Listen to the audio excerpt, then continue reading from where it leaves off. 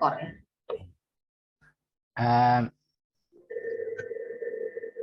Assalamualaikum warahmatullahi wabarakatuh, Bapak dosen dan Ibu dosen yang terhormat. Saya akan menjelaskan perjalanan atau tahapan dari awal sampai dengan ke tahapan aksi. Yang pertama yaitu tahap pertama LK titik 1.1, yaitu terkait dengan identifikasi masalah. Identifikasi masalah yang diambil di sini adalah identifikasi yang ada atau yang ditemukan di sekolah, ya, terutama saya ya, yang sudah saya identifikasi apa yang saya temukan di sekolah saya dan apa yang saya alami di sekolah tersebut. Nah, dari permasalahan itu saya menemukan beberapa permasalahan, baik itu terkait dengan pedagogiknya, literasi, numerasi, kemudian hubungan dengan orang tua, sampai dengan hasil belajar. Nah, dari hasil identifikasi ini lanjut ke LK 1.2, ya, yang mana dalam LK 1.2 itu eksplorasi masalah. Nah, eksplorasi masalah diambil dari identifikasi masalah. Nah, identifikasi yang diambil adalah identifikasi yang kira-kira membutuhkan yang nantinya itu solusi. Nah, dalam eksplorasi ini ya, ada kajian literatur untuk mendukung datanya. Ya, kajian literatur baik itu dari jurnal penelitian, dan dari hasil pendapat-pendapat para ahli. Samping itu juga ya datanya itu didukung dengan hasil wawancara dari 3 narasumber, yaitu rekan sejawat, kemudian kepala sekolah, dan juga pakar pendidikan. Nah, kemudian lanjut ke dari LK 1.2, setelah ditemukan eksplorasi masalahnya, kemudian langsung masuk ke LK 1.3, yaitu penentuan penyebab masalah. Nah, penentuan penyebab masalah ini diambil dari eksplorasi masalah tersebut. Nah, dari penentuan masalah ini, hasil eksplorasi masalah akan ditemukan akar penyebab masalahnya apa. Nah, dari akar penyebab masalah itulah akan dibuat suatu tahapan, di mana dari tahapan akar masalah yang kita ambil itu nanti kita akan jadikan di masalah terpilih yang akan dicari solusinya atau akan diselesaikan di LK 1.4-nya. Nah, di LK 1.4 inilah akan kita pilih mana permasalahan yang akan kita selesaikan. Dari beberapa permasalahan itu kita Lalu ya saya potong. Ya. Ini Bapak kan ya di sekolah kan mencari akar permasalahan. Saya mau tanya, Yep. Yang ngajar geografi di sana itu Bapak atau siapa? Saya Bu. Tadi tentu permasalahan yang Bapak cari ini yang akan yang diidentifikasi yaitu adalah masalah pembelajaran geografi kan secara umum. Berarti masalah itu timbul dari dalam diri Bapak, boleh dikatakan Bapak yang mengasuh mata kuliah itu. Yang mata pelajaran itu yang dilihat, oh ini asal masalahnya. Kenapa? Saya mau bertanya, kok kenapa sampai bisa terjadi masalah itu, Pak? Padahal itu masalah itu kan harapan. Sudah tahu bahwa selama ini harapan dan kenyataan itu tidak tercapai. Kenapa tidak secepatnya diatasi? Pertama, permasalahan itu datangnya dari guru. Nah, datangnya dari guru, kemudian saya gitu, karena saya akui masih menggunakan cara konvensional. Nah, terfokus pada guru. Kenapa seperti itu, Pak? Ya, karena belum ikut PPG ya? Itu juga alasannya, Bu. Dan juga ya kan ini dari tahun ke tahun begitu masalahnya. Apa tidak direnungi, ini kok ini terus ya, mungkin kita sudah jenuh juga mengatasi permasalahan dari sini, tapi di diri kita ternyata itu munculnya permasalahan itu dari diri kita. Sekarang diungkapkan ini masalahnya. Nanti saya mau maksudnya kenapa tidak sejak dulu, Pak? Enggak mungkin ya, intinya gini ya. Kenapa itu dikatakan sebagai masalah? Harapan dan kenyataan itu yang mana yang kita harapkan, kenyataannya yang bagaimana? Ya, misalnya gini, kita ingin motivasi anak itu tentang minat belajar ke geografi itu tinggi. Nah, tapi nyatanya kan ada permasalahannya, minat belajarnya itu rendah. Gimana kita tahu kalau minatnya rendah, Pak? Dari pengelolaan kelasnya, Bu. Nah, jadi anak-anak itu kalau misalkan saya potongnya, ini ya, saya celah-celah masuk karena saya mau gali ini apa yang diungkapkan, yang disampaikan oleh Pak Lalu ya. Ya, kalaupun juga kondisi begitu, kita lihat di dalam pengolahan kelas begitu kasusnya, kalau hasilnya bagus, kenapa itu dijadikan sebagai masalah? Itu juga berdampak pada hasilnya, Bu. Iya, itu ujungnya kan. Itu gimana hasilnya? Mana hasilnya? Jadi semua masalah itu yang dikatakan sebagai masalah itu ke arah hasil kan, hasil yang kurang bagus. Ya, mau bagaimana kondisi kelasnya, kalau hasilnya bagus ya sudah, itu yang terbagus. Ya. Ya. Tapi hasil kan ujungnya ya yang kita lihat. Kenapa dikatakan tidak bagus hasilnya, Pak Lalu? Ya, hasilnya itu masih di bawah KKM. Apa itu KKM? Kriteria ketuntasan minimal. Minimal ya. Oh, ya. Jadi karena hasil itu ya, jadi dari tahun ke tahun untuk materi ini atau materi seluruh materi geografi. Ada materi-materi tertentu. Kalau ini materi apa ini? Materi tentang penginderaan jauh dan interpretasi penginderaan jarak jauh ya itu ya. Terus model ini itu memang sulit ya dipahami sama siswa. Jadi Bapak harus menawarkannya rencana aksi yang bisa memotivasi siswa supaya bisa paham ya dengan cepat materi itu. Tentu itu terkait dengan penentuan ya. Penentuan rencana aksi. Apa rencana aksi yang Bapak lakukan yang diberikan di materi ini? Di sini kita mencoba menawarkan model pembelajaran yang berbasis masalah, maksudnya PBL. Nah, PBL, PJBL juga itu masalah juga, Pak. Kenapa bukan PJBL? Karena kan kalau PJBL itu dia akan menghasilkan produk.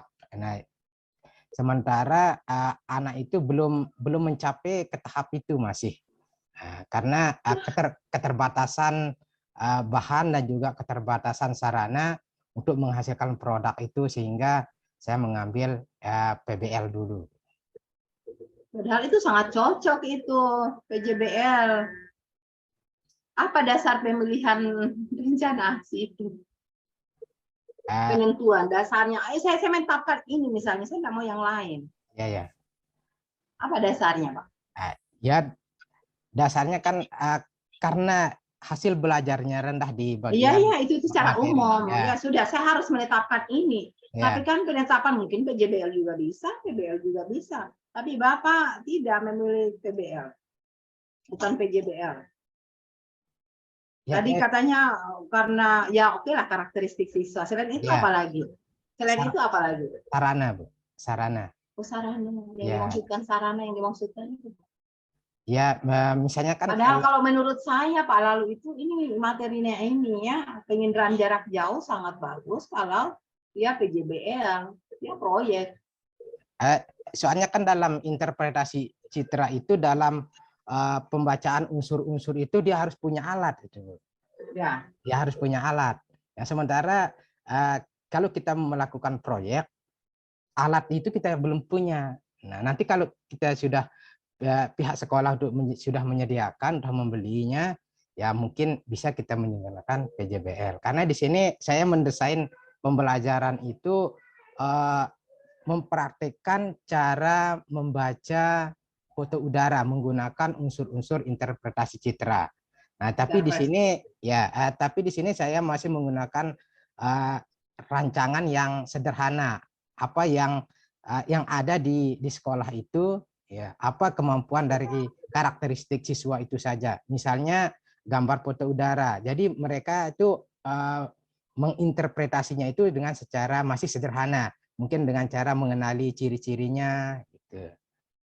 Itu saja, sehingga masih menggunakan PBL, belum bisa menggunakan PJBL.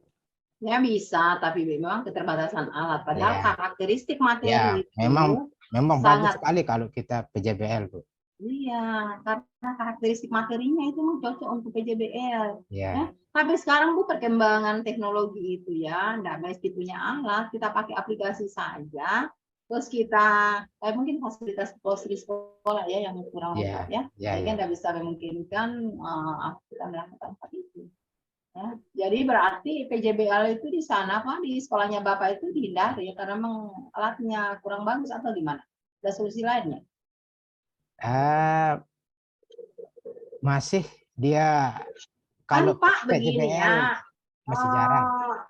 PJBL itu tidak mesti, apalagi itu harus punya alat, ya enggak mesti. Bapak kan bisa mensiasati dalam bentuk lain.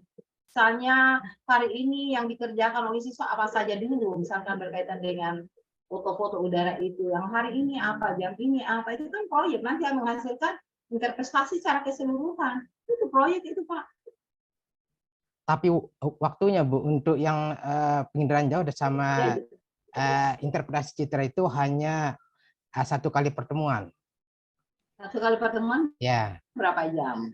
Uh, Berapa jam? Jadi Bapak persiapkan saja di rumah rencana awal proyeknya.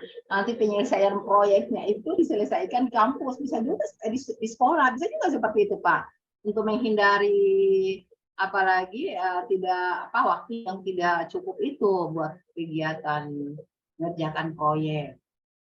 Ya, saya tidak memaksakan, tapi kalau saya melihatnya karakteristik materi ini sangat bagus sekali kalau kita terapkan dalam bentuk model PJBL, ya Pak, ya itu sebagai saran. Yeah. Ya itu memang karena memang ada pertimbangan tertentu ya, tapi dengan alasan yang itu tadi. Terus Bapak ini kan merencanakan tuh ada hal yang akan dicapai oleh siswanya kan, ya capaian itu yang dinyatakan di dalam IPK ya. Saya mau tanya, apa keterkaitan antara KD ya, IPK dengan tujuan?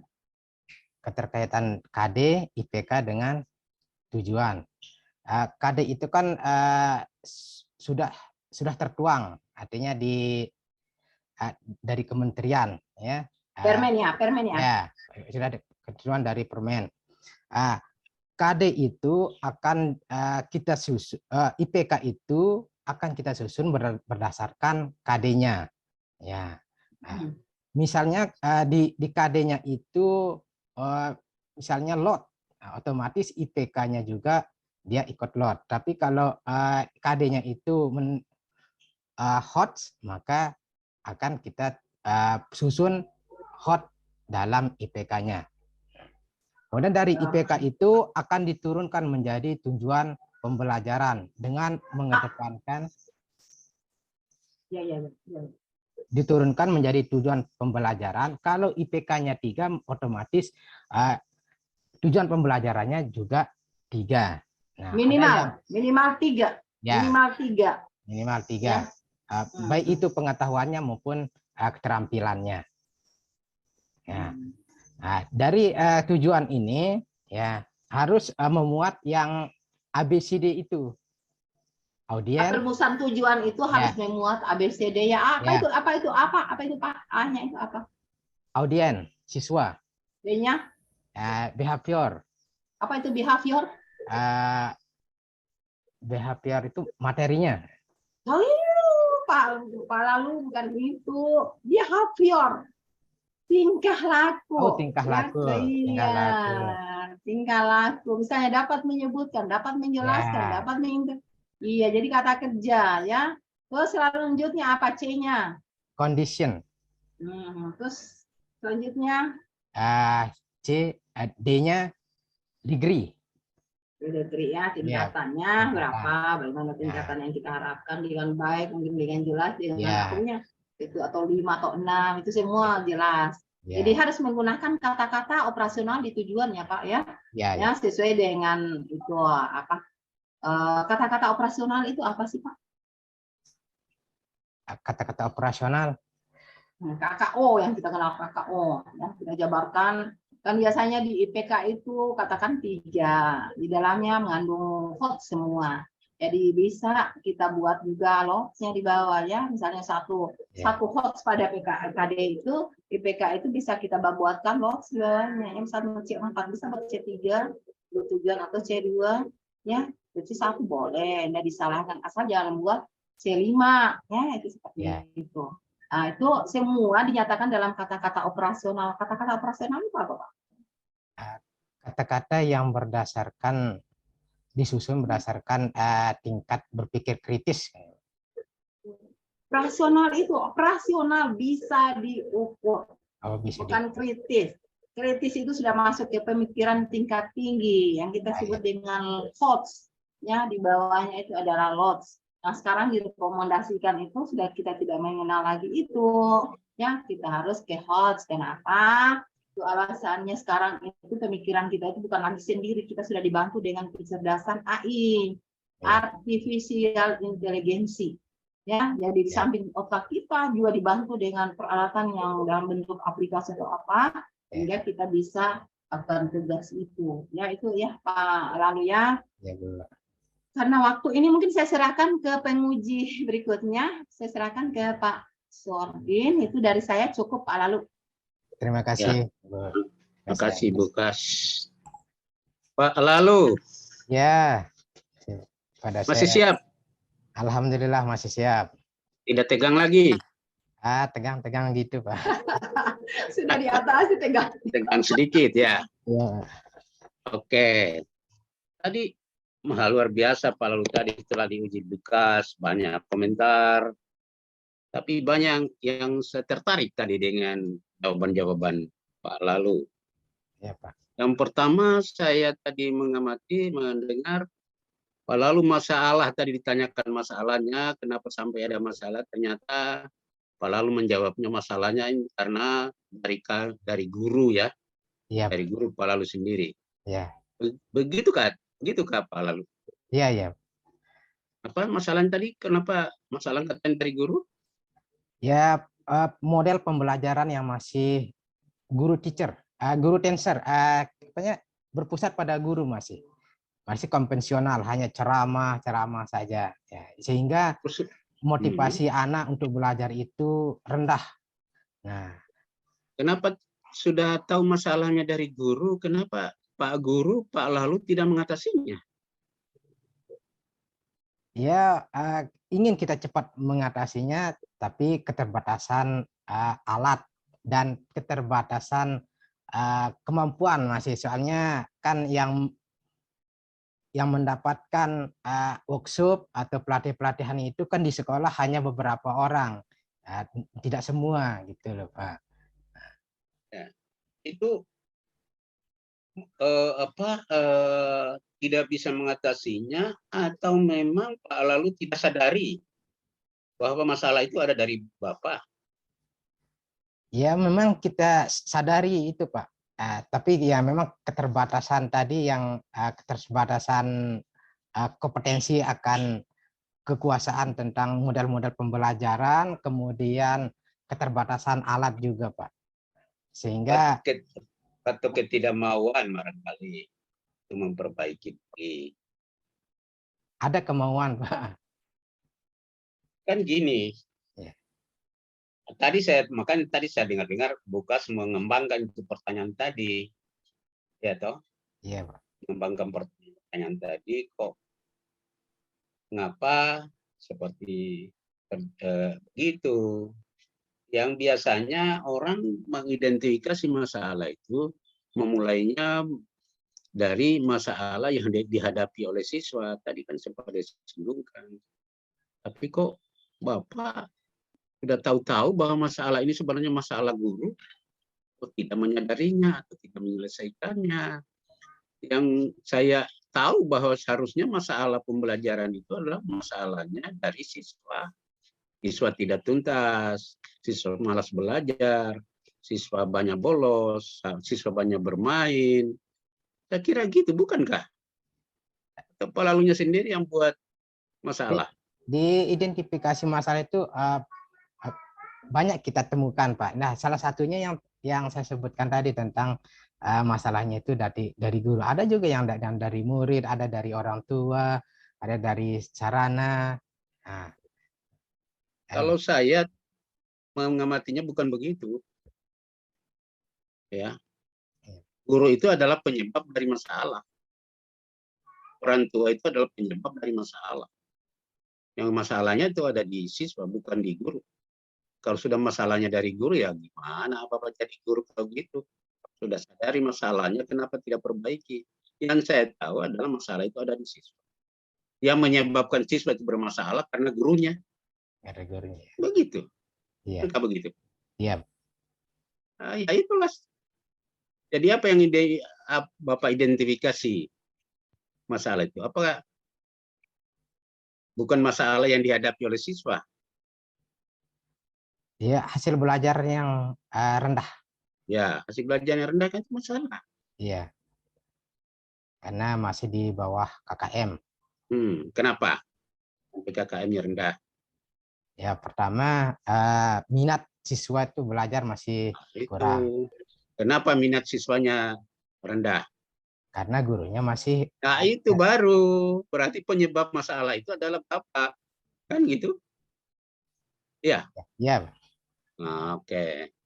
Minat siswanya rendah. Penyebabnya karena gurunya belum memberikan pembelajaran yang inovatif. Ya. Memberi rancangan kepada siswa-siswa untuk bisa tadi apa? Siswa kurang minat, supaya berminat. Ya, supaya berminat. Nah, begitu kan? Oke. Nah, sekarang tadi juga banyak ya. Jadi saya hanya sekedar lagi mengecek. Katanya untuk mengatasi itu, Bapak mengatakan bahwa akan mengembangkan materi yang tadi disebut bahwa KD-KD-nya sudah mengisi, sudah apa namanya, sudah bernuansa HOTS, KD-KD yang tadi Bapak yang katakan seperti itu. Sekarang saya mau ingin klarifikasi. Di KD-nya katanya HOTS. Nah, sekarang saya tanya, bagaimana Pak lalu mengembangkan materi-materi untuk memenuhi tuntutan HOTS di KD itu? Dalam pada saat Anda lalu menyusun perangkat pembelajaran kaitannya dengan materi HOTS tadi. Silakan. Penyesuaian KKO yang ada di KD, KKO yang digunakan di KD, misalnya KKO-nya itu C2 misalnya. Tidak ada HOTS KD T2 Pak, lalu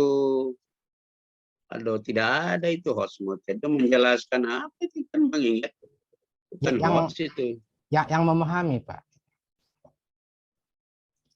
Memahami tidak HOTS itu. Tidak HOTS.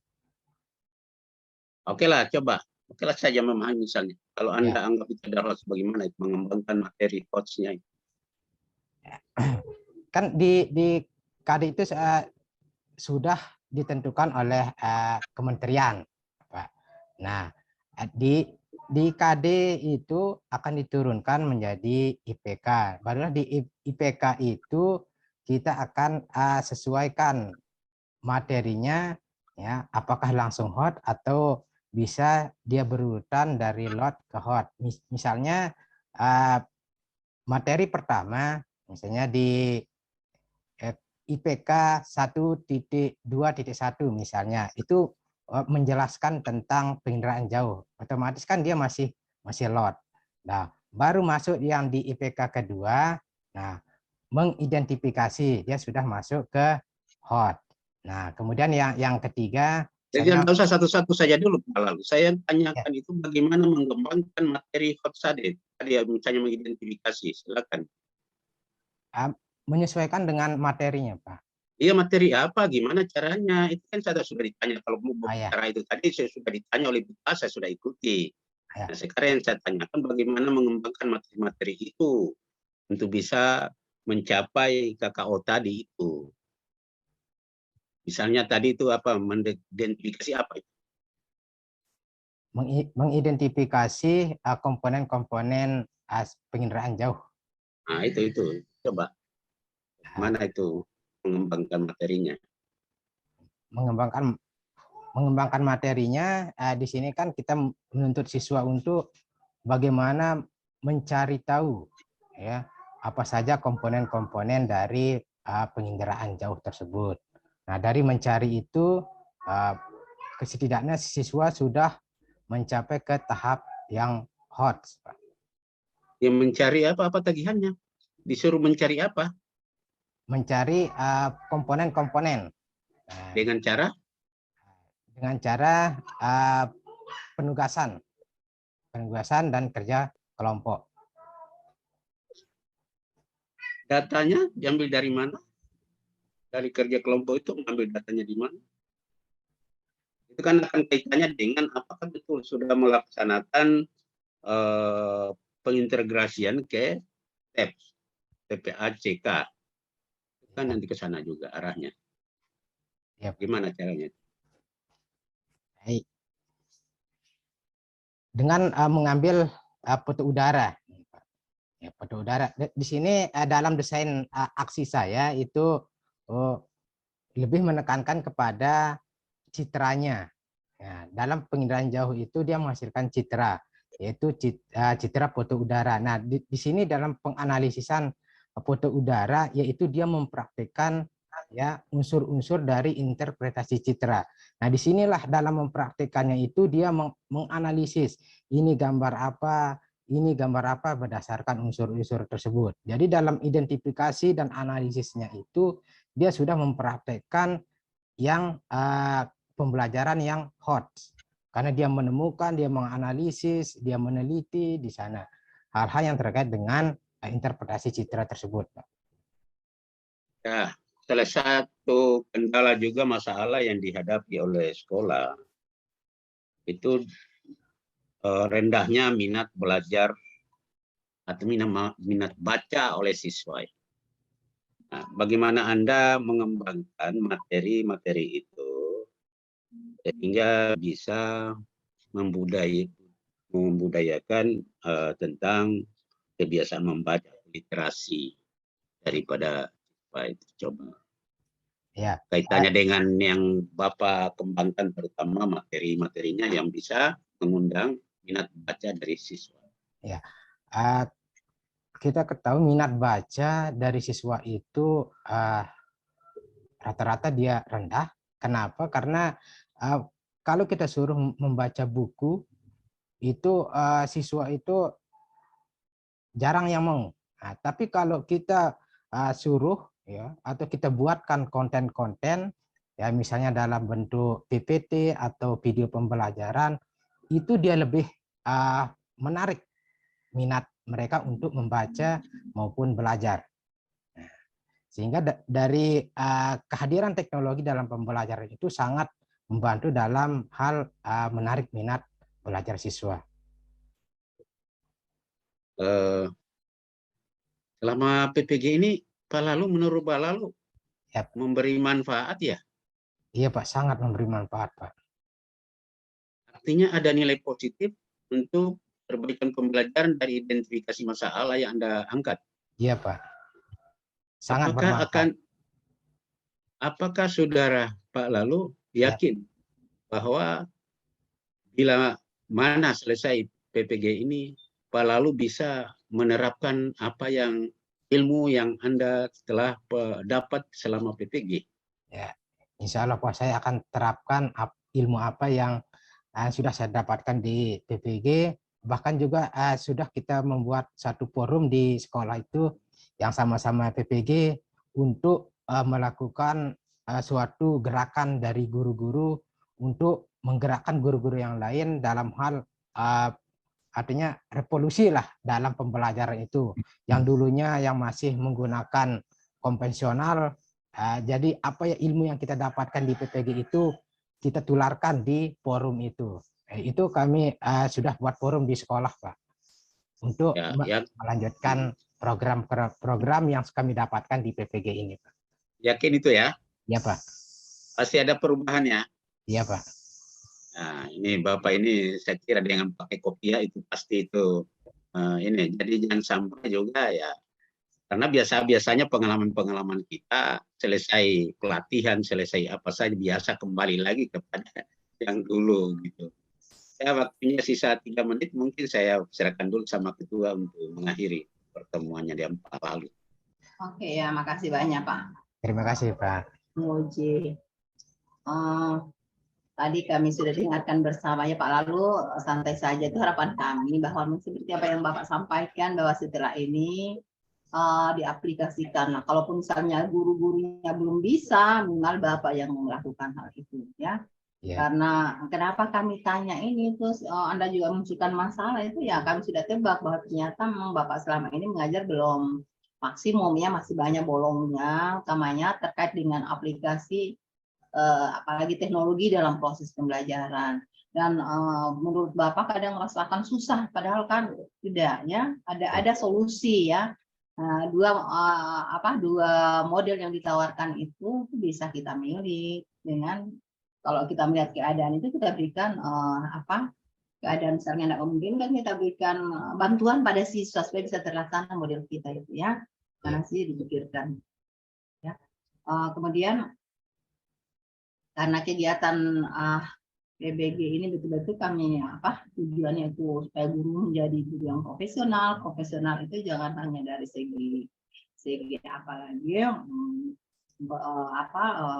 pedagogiknya, semua sosial juga itu harus juga profesional ya. Semua komponen-komponen guru itu yang terkait dengan guru itu harus lebih profesional, ya, lebih ahli ya, dan lebih. Karena lagi berapa jamnya lagi, sudah hampir ya. Silakan akhiri saja. Jadi karena memang waktu Pak Lalu ya, Pak Lalu sudah setengah mati memberikan jawaban dengan kondisi tegangnya, akhirnya yang harusnya bisa dijawab dengan baik terhenti ke tempat lain ya. Jadi itu saja ya. Makasih Pak Lalu, jadi sukses. Semoga selanjutnya kita ketemu lagi kalau lulus ya di PPL. Ya Bu. Kita sudah saja. Saya akhiri dengan ucapan Assalamualaikum warahmatullahi wabarakatuh. Waalaikumsalam warahmatullahi wabarakatuh. Kita nunggu dikembalikan ke ruang. Ya, jangan lupa matikan rekamannya, rekol. Ya Pak. Terima kasih banyak Bu dosen dan Pak dosen. Maaf kalau belum maksimal. Ya, silakan.